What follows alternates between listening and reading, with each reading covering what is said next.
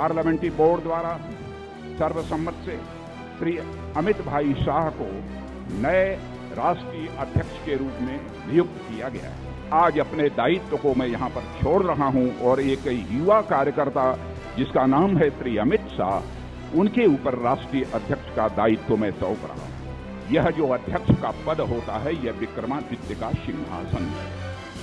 जो भी इस पद पर बैठेगा वह न्याय करेगा, जो भी इस पद पर बैठेगा वह इंसाफ करेगा।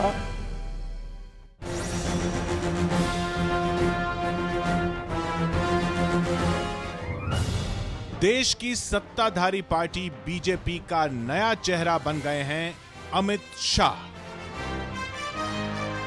खुद को गुजरात का एक आम कार्यकर्ता कहने वाले अमित शाह की 13वें अध्यक्ष के तौर पर ताजपोशी हो चुकी है। मेरा अध्यक्ष बनना एक कार्यकर्ता नाम की संस्था का सम्मान है, कोई अमित शाह का सम्मान नहीं है, कार्यकर्ता इंस्टीट्यूशन का सम्मान है। और मैं मानता हूं ये भारतीय जनता पार्टी में ही संभव है।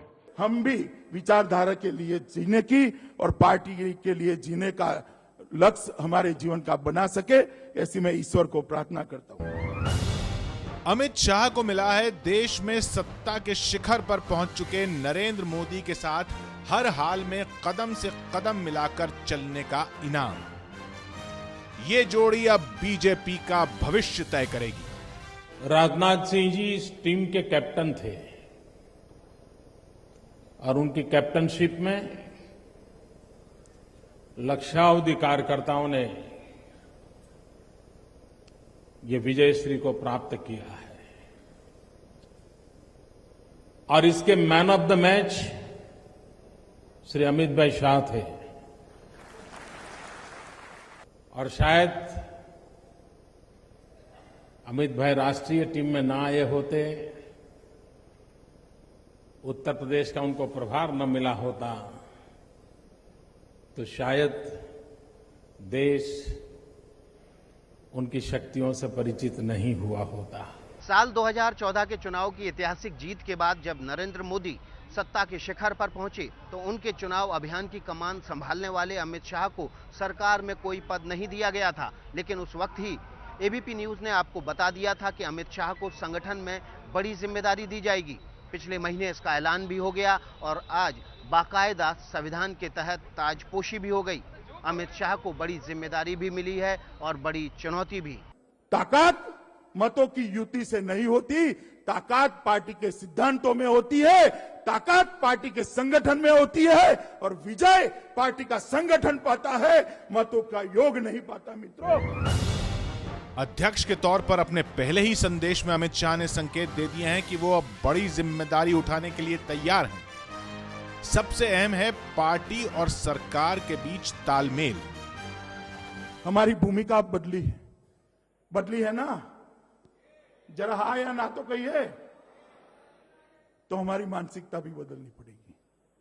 अब कार्यकर्ता ने सरकार और जनता के बीच में सेतु बनने का काम करना पड़ेगा। हमारा काम है सरकार के कार्यक्रमों को लेकर जनता के बीच में जाए और जनता की समस्याओं को लेकर सरकार के पास जाए और दोनों का समन्वय कर भारतीय जनता पार्टी का विस्तार करे। राष्ट्रीय अध्यक्ष जी का मार्गदर्शन सरकार में बैठे हुए हम सबके लिए भी दिशा निर्देश का काम करता है। और मैं राष्ट्रीय अध्यक्ष जी को विश्वास दिलाता हूं कि आपने जो निर्देश दिए हैं, श्रद्धेय आडवाणी जी ने जो मार्गदर्शन किया है, देश के द्वारा चुनी गई ये सरकार भी आपके उस मार्गदर्शन को, आपके उस दिशा निर्देश को परिपूर्ण करने में कोई कोताही नहीं बरतेगी, कहीं पीछे नहीं रहेगी। अमित शाह की ताजपोशी की एक बड़ी वजह है कि उत्तर प्रदेश में उनकी जिस रणनीति ने नरेंद्र मोदी को कामयाब बनाया, अब उसकी जरूरत पार्टी को पूरे देश में अपनी विजय पताका फहराने के लिए है। और ये बात सरकार भी समझ रही है, संगठन भी और संघ भी और शाह भी इस बात को बखूबी समझ रहे हैं। दो परिवारों की सरकार ने पैसे को जनता तक नहीं पहुंचने दिया है। इस बात को भारतीय जनता पार्टी ने जम्मू कश्मीर की जनता तक पहुंचाकर भारतीय जनता पार्टी के नेतृत्व में जम्मू कश्मीर की सरकार बनानी है। झारखंड की जनता ने हमेशा खंडित जनादेश दिया। मैं यहाँ इस मंच से झारखंड की जनता को अपील करना चाहता हूं, एक बार भारतीय जनता पार्टी की जोड़ली में पूर्ण बहुमत डालकर देखिए, भारतीय जनता पार्टी झारखंड को भी छत्तीसगढ़ जैसा विकसित राज्य बना देगी। मैं चाहता हूं कि हरियाणा यूनिट इस बार एक निर्णय करके चुनाव के मैदान में उतरे कि हरियाणा में इस बार अकेले भारतीय जनता पार्टी की सरकार बनानी है और भारतीय जनता पार्टी ने बहुमत लाना है। महाराष्ट्र की हालत खस्ता हालत। मैं मानता हूं कि महाराष्ट्र के अंदर पूर्ण सरकार बनाना भारतीय जनता पार्टी की प्राथमिकता है और आने वाले दिनों में इन चारों राज्यों में हमारी सरकारें बने, इसके लिए हमारे कार्यकर्ताओं ने मित्रों परिश्रम की पराकाष्ठा करनी पड़ेगी। 4 राज्यों का चुनाव हो या फिर सीटों के लिहाज से अहम बिहार और यूपी, अमित शाह की नजरें हर निशाने पर हैं। कल तक घोर विरोधी रहने वाले लालू और नीतीश बाहों में बाह डालकर बिहार की जनता के सामने जाते हैं, तब उनको एक्सपोज करने की जिम्मेदारी भारतीय जनता पार्टी के कार्यकर्ता हैं। अमित शाह ने कमान संभालते ही काम शुरू कर दिया है। आरएसएस हो, बीजेपी हो या फिर खुद नरेंद्र मोदी, अमित शाह सबकी पहली पसंद है। वजह पूर्व अध्यक्ष राजनाथ सिंह से सुनिए। शायद आप में से बहुत सारे लोगों को इस बात की जानकारी नहीं होगी कि बहनों भाइयों, जब वह अखिल भारतीय विद्यार्थी परिषद के कार्यकर्ता हुआ करते थे तो उस समय उन्होंने अपने LIC का फॉर्म भरा था, जीवन बीमा का फॉर्म भरा था। याद होगा आपको कि एक कॉलम उसमें यह होता है कि उसके बाद आपका नॉमिनी कौन होगा। तो संगठन के प्रति कैसी निष्ठा, संगठन के प्रति कैसा समर्पण। तो उस समय अमित शाह जी ने नॉमिनी के रूप में अखिल भारतीय विद्यार्थी परिषद का नाम लिखा था।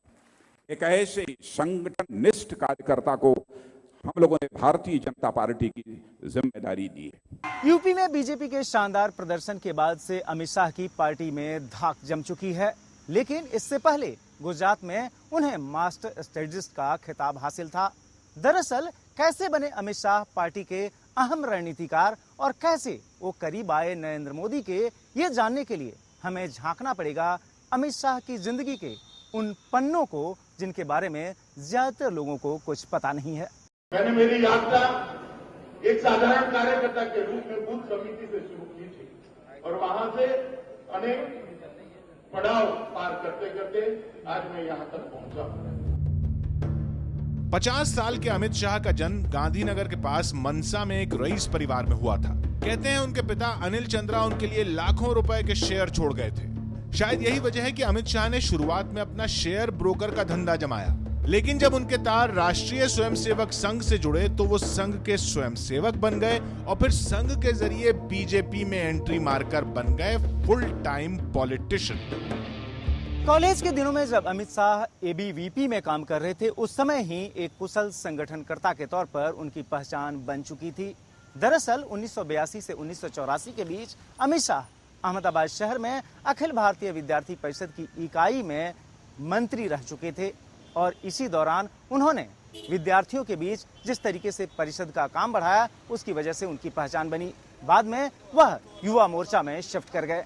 अमित भाई पहले से युवा मोर्चा ही नहीं, अखिल भारतीय विद्यार्थी परिषद में भी हम उनके जूनियर रहे हैं, तो तब भी उनका जो स्वभाव है वो संगठन का स्वभाव है। बेसिकली संगठन की बारीकियां उन्होंने बचपन से ही सीखी है। आज वो संगठन करते करते आज उनको महारत हासिल हो गई है कि आप किसी भी जगह में उनको जिम्मेवारी देंगे, वहां से वो कमल खिलाना जानते हैं। अमित शाह ने अपनी राजनीति की शुरुआत निचले स्तर से की थी। 1984 में अमित शाह अहमदाबाद के नारायणपुरा वार्ड में युवा मोर्चा के मंत्री बने थे।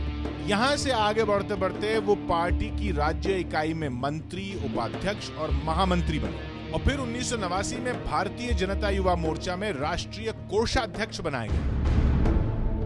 विद्यार्थी परिषद से लेकर युवा मोर्चा तक की जो सफर थी, उन्हीं में भी संघर्ष करने की बात थी। तब यूनिवर्सिटी का पॉलिटिक्स हो या तो तब तो गवर्नमेंट हमारी यहाँ पर गुजरात में थे ही नहीं, तो यूथ लीडरशिप खड़ी करने में उनका काफ़ी रोल रहा।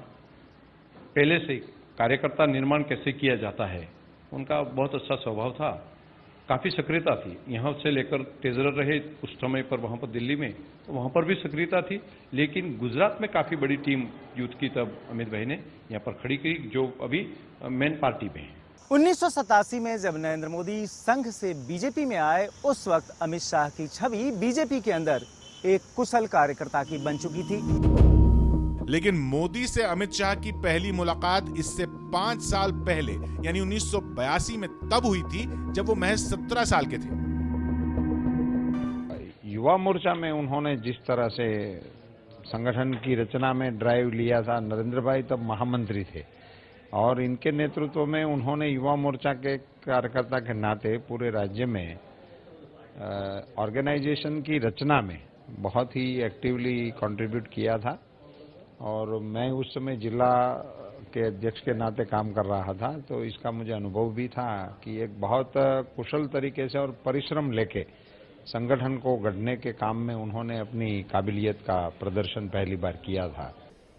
मैंने अमित भाई को बहुत निकट से देखा भी है, जाना भी है, और मुझे विश्वास है कि पार्टी ने उन्हें जो दायित्व दिया है उसको वो भली भांति निभाएंगे। 1982 के उन दिनों में अमित शाह आरएसएस में सक्रिय थे, जबकि नरेंद्र मोदी बतौर प्रचारक युवाओं के बीच संघ का दायरा बढ़ाने में लगे थे। 1987 में जब अमित शाह दीनदयाल शोध संस्थान की गुजरात इकाई में कोषाध्यक्ष बनाए गए थे, तब संस्थान की बैठकों में बतौर गार्जियन नरेंद्र मोदी भी अक्सर आया करते थे। गुजरात में जब 1990 में विधानसभा चुनाव हो रहे थे, उस वक्त नरेंद्र मोदी को अमित शाह की संगठन क्षमता पर गहरा यकीन हो गया था। इसीलिए जब अगले साल लाल कृष्ण आडवाणी गांधीनगर से लोकसभा का चुनाव लड़ रहे थे, तब इसका जिम्मा अमित शाह को दिया गया।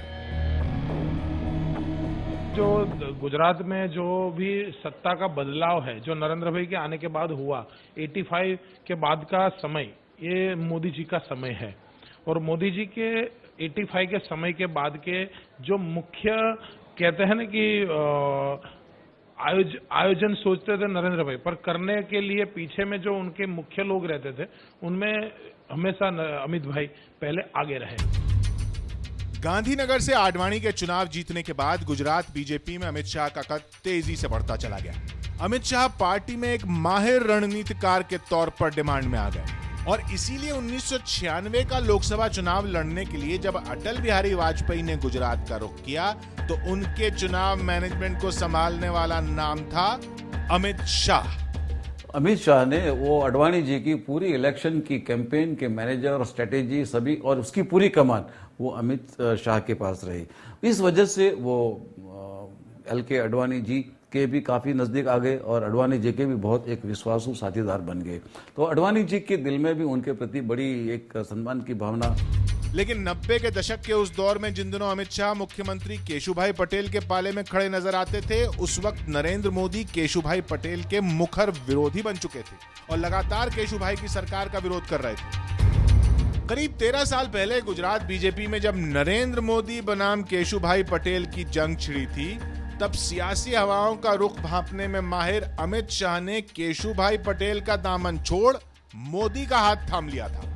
अमित शाह में कैपेसिटी है और मुझे लगता है कि आने वाले दिन में भी ये पूरी उनकी एक जो काम करने की जो शैली है, उसमें भी पॉलिटिकल संगठन में कई बार तो ऐसा होता है कि संगठन में काम करता है लेकिन उनको पॉलिटिकल सोच नहीं होती है। तो अमित शाह में दोनों सोच है, पॉलिटिकल सोच भी है और ऑर्गेनाइजेशनली भी उनको पता है कि कार्यकर्ता को किस तरीके उत्साह उनका बढ़ाना चाहिए। साल 1995 में शंकर सिंह वाघेला के विद्रोह के कारण केशुभाई की अगुवाई वाली बीजेपी की पहली सरकार धराशायी हो गई और इस हालात के लिए ठीकरा फूटा नरेंद्र मोदी के ऊपर। नरेंद्र मोदी को दिल्ली भेज दिया गया, लेकिन इस दौरान भी जबकि मोदी दिल्ली में थे और अमित शाह गुजरात में थे, दोनों के बीच रिश्ते गहरे बने रहे। केशुभाई और नरेंद्र मोदी के बीच में जब वो एक कॉन्फ्लिक्ट चल रहा था और नरेंद्र मोदी जब गुजरात में से केशुभाई को हटाना चाहते थे, उस वक्त अमित शाह ने नरेंद्र मोदी जी को जो भी यहाँ से लोगों को ले जाना था और दिल्ली हाईकमांड के पास जो भी रिप्रेजेंटेशन करना था, वो काम नरेंद्र मोदी के लिए वो अमित शाह ने किया और केशव भाई को हटा दिया गया। तो नरेंद्र मोदी पर उनका काफी एहसान रहा था, इसीलिए वो नरेंद्र मोदी ने फिर से अपना एक मिनिस्टर बना दिया। अक्टूबर 2001 में नरेंद्र मोदी ने जब पहली बार गुजरात के मुख्यमंत्री की कुर्सी संभाली, उस वक्त तक अमित शाह 2 बार विधायक बन चुके थे। यही नहीं, वह पार्टी की गुजरात इकाई में उपाध्यक्ष भी थे।